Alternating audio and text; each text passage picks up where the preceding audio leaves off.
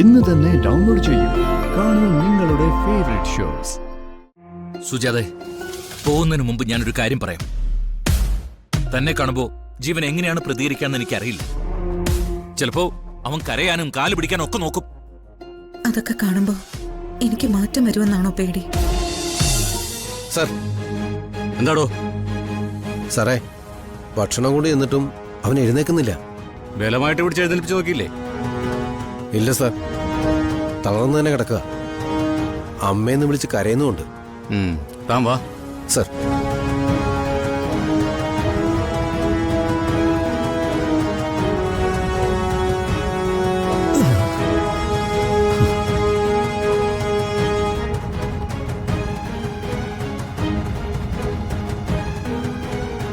ജീവൻ, ജീവൻ, ജീവൻ, ജീവൻ, എഴുന്നേൽക്കാൻ.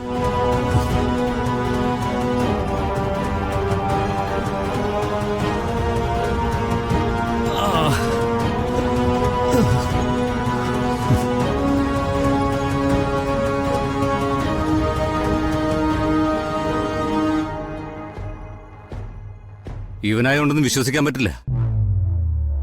സാറേ, എന്തെങ്കിലും പറ്റിപ്പോയാ നമ്മളല്ലേ കൊടുക്കുന്നേ?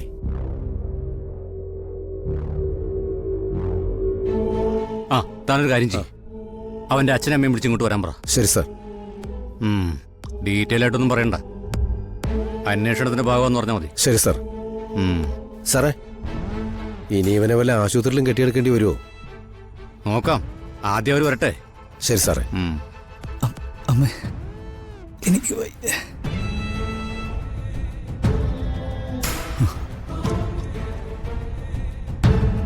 അമ്മേ.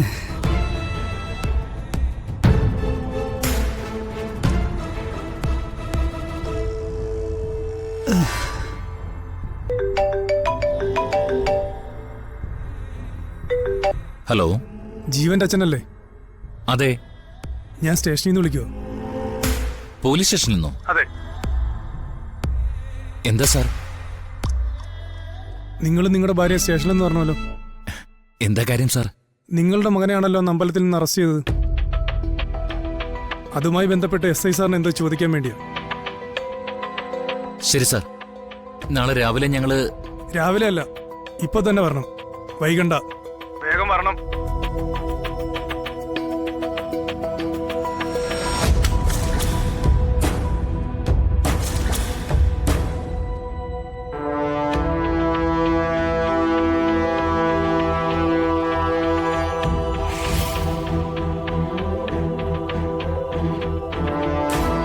ആരെ രഘുവേട്ട?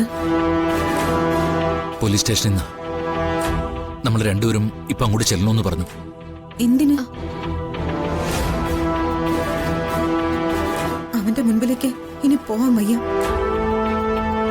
சார், அவருக்கும் இந்த ஃபேமிலிக்கும் இனி ஒரு ரிலேஷன் சொல்லுங்க சார். പിന്നെ എതുക്ക് സാർ നാമ അങ്ങ് പോണം? അങ്ങനെ പറഞ്ഞതുകൊണ്ട് പ്രയോജനമുണ്ടോ ശരവണ? കസ്റ്റഡിയിലിരിക്കുന്ന പ്രതികളെ പലപ്പോഴും വീട്ടുകാരെ തള്ളി പറഞ്ഞ് സംസാരിക്കാറില്ലേ? അതുകൊണ്ട് ബന്ധമില്ലാതാകുമോ? അച്ഛാ, അങ്ങനെയാണെങ്കിൽ അച്ഛൻ മാത്രം പോയാ മതി. അമ്മ ജീവന്റെ മുന്നിൽ എത്തിയാല് അത് പ്രശ്നമാവും. ആമാ, അപ്പടി പണുങ്ക സാർ. അമ്മ പോക വേണ്ട. ഞാൻ നാളെ ചെല്ലാന്ന് പറഞ്ഞിട്ട് ഇപ്പൊ രാത്രി തന്നെ ചെല്ലണമെന്ന് അവര് പറഞ്ഞു. അപ്പോ എന്തോ ഗൗരവമുണ്ട്. ചെല്ലാതിരുന്ന ചിലപ്പോ അവര് നമ്മളെയൊക്കെ സംശയത്തോടെ ആയിരിക്കും നോക്കുക.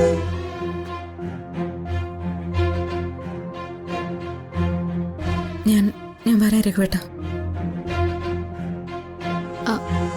അമ്മേ, അവനെ കാണേണ്ടി വരും മോളെ. അവന്റെ മുൻപിൽ നിൽക്കേണ്ടി വരും.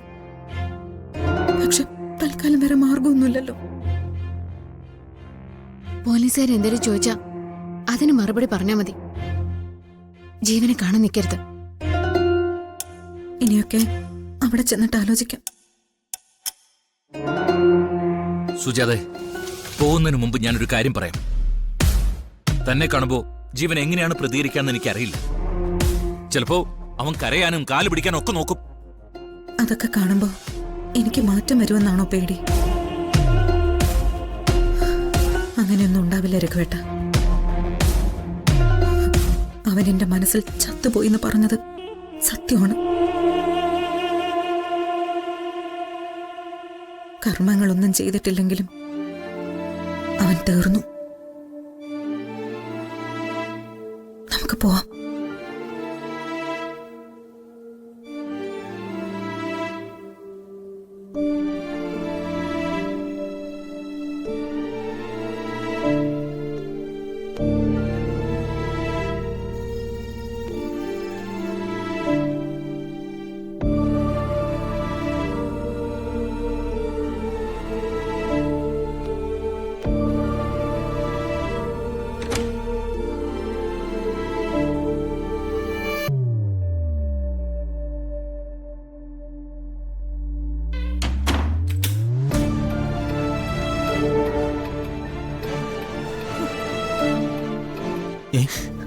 ഇതെന്തോറ്റി?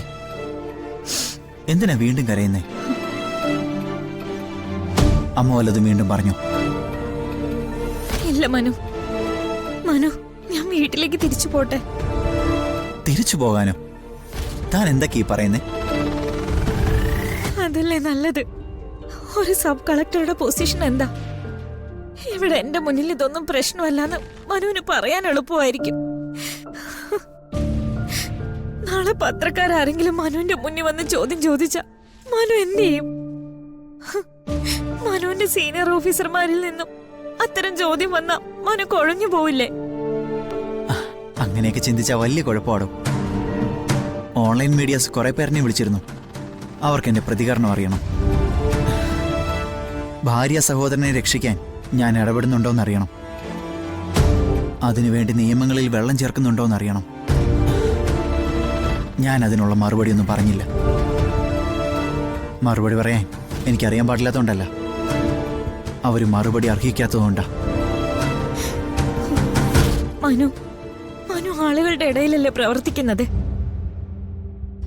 നാളൊരു വിഷയം പരിഹരിക്കാൻ പോകുമ്പോ അവിടെയുള്ള ആൾക്കാരെ ചോദ്യം ചോദിച്ച അവിടെയുള്ളൊരു മനുവിന് നേരെ തിരിഞ്ഞാലോ? നാളെക്കുറിച്ച് എനിക്ക് വലിയ പേടിയൊന്നുമില്ലടോ. അങ്ങനെ പേടിച്ച് ജീവിക്കാൻ പറ്റില്ലല്ലോ. ജ്യോതി, ആദ്യം ഈ തോന്നലുകൾ മനസ്സിൽ നിർത്തി കളയി. ജീവേട്ടൻ ചെയ്യുന്ന തെറ്റുകൾക്ക് നിങ്ങളുടെ കുടുംബത്തിൽ ആരും ഉത്തരവാദികളല്ല. പണ്ടേ ആ മനുഷ്യന്റെ ലോകം വേറെ.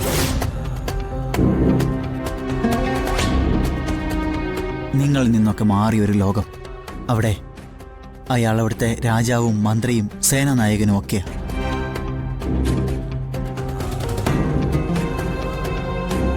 അയാൾ ശിക്ഷ വിധിക്കും, അയാൾ തന്നെ കൊടുക്കാനിറങ്ങും.